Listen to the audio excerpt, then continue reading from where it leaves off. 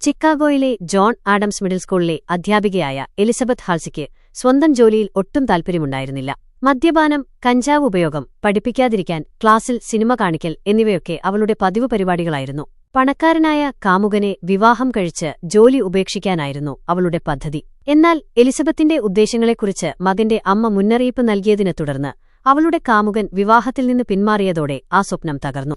ജോലിയിലേക്ക് തിരികെ വരാൻ നിർബന്ധിതയായ എലിസബത്ത് സ്കൂളിലെ പുതിയ സമ്പന്നനും നിഷ്കളങ്കനുമായ സബ്സ്റ്റിറ്റ്യൂട്ട് അധ്യാപകൻ സ്കോട്ട് ഡെലാക്കോട്ടിൽ കണ്ണുവച്ചു. അതേസമയം അവളെ ഇഷ്ടപ്പെട്ടിരുന്ന ജിം അധ്യാപകൻ റസൽ ഗെറ്റിസിനെ അവൾ ശ്രദ്ധിച്ചതേയില്ല. സ്കോട്ട് പെട്ടെന്ന് തന്നെ എലിസബത്തിനെ ഇഷ്ടപ്പെടാത്ത അമിതാവേശക്കാരിയും മത്സരബുദ്ധിയുമുള്ള മറ്റൊരു അധ്യാപികയായ എമി സ്ക്വിറലുമായി അടുത്തു. സ്കോട്ടിന്റെ മുൻ കാമുകിക്ക് വലിയ മാറിടങ്ങളുണ്ടായിരുന്നുവെന്ന് എലിസബത്ത് അറിഞ്ഞപ്പോൾ സ്കോട്ടിനെ ആകർഷിക്കാൻ മാറിടം വലുതാക്കുന്ന ശസ്ത്രക്രിയ ചെയ്യാൻ അവൾ തീരുമാനിച്ചു. അതിനുള്ള പണമില്ലാതിരുന്നതിനാൽ എലിസബത്ത് സംശയകരമായ വഴികളിലൂടെ പണം കണ്ടെത്താൻ തുടങ്ങി.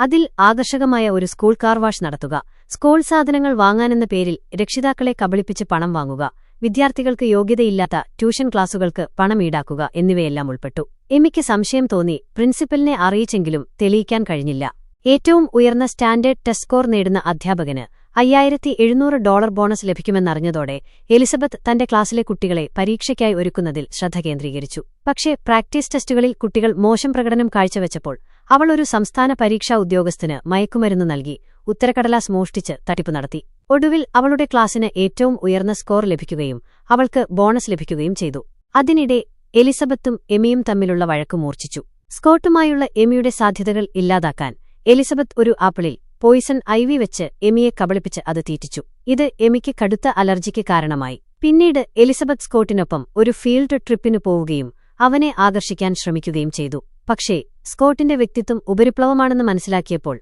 അവൾക്ക് താൽപര്യം നഷ്ടപ്പെട്ടു. പകരം അവൾ റസലുമായി അടുക്കാൻ തുടങ്ങി. അവർക്ക് പൊതുവായ പല കാര്യങ്ങളുമുണ്ടെന്ന് മനസ്സിലാക്കി. അവളുടെ വിദ്യാർത്ഥികളിലൊരാളായ ഗ്യാരറ്റിനെ ഒരു പെൺകുട്ടി തള്ളിക്കളഞ്ഞതിന് കളിയാക്കിയപ്പോൾ എലിസബത്ത് അവന് ഉപദേശം നൽകുകയും ആത്മവിശ്വാസം വർദ്ധിപ്പിക്കാൻ സഹായിക്കുകയും ചെയ്തു. എലിസബത്ത് അറിയാതെ അവളുടെ മേശയിലെ പൂട്ടിയിട്ട ഡ്രോയറിൽ സംശയം തോന്നിയ എമി അവളുടെ മേശ എലിസബത്തിന്റെ മേശയുമായി മാറ്റി. എന്നിട്ട് തനിക്ക് മേശയുടെ ഡ്രോയറിന്റെ താക്കോൽ നഷ്ടപ്പെട്ടെന്ന് പറഞ്ഞ് തൂപ്പുകാരനെക്കൊണ്ട് ഡ്രോയർ തുറപ്പിച്ചു.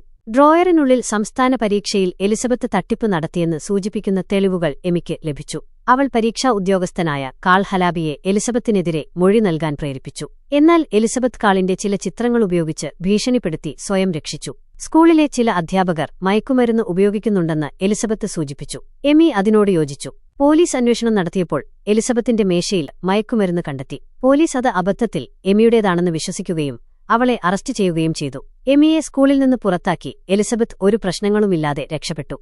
അടുത്ത അധ്യയന വർഷമായപ്പോഴേക്കും എലിസബത്തിന് വലിയ മാറ്റങ്ങൾ വന്നിരുന്നു. അവൾ ഭൗതികമായ ലക്ഷ്യങ്ങൾക്കുവേണ്ടി പിന്നാലെ പോയില്ല. മാറിട ശസ്ത്രക്രിയ വേണ്ടെന്നുവെച്ചു. സഹപ്രവർത്തകരോട് കൂടുതൽ ബഹുമാനത്തോടെ പെരുമാറാനും തുടങ്ങി. അവൾ റസലുമായി ഒരു ബന്ധം ആരംഭിക്കുകയും സ്കൂളിന്റെ ഗൈഡൻസ് കൗൺസിലർ എന്ന പുതിയ പദവി ഏറ്റെടുക്കുകയും ചെയ്തു.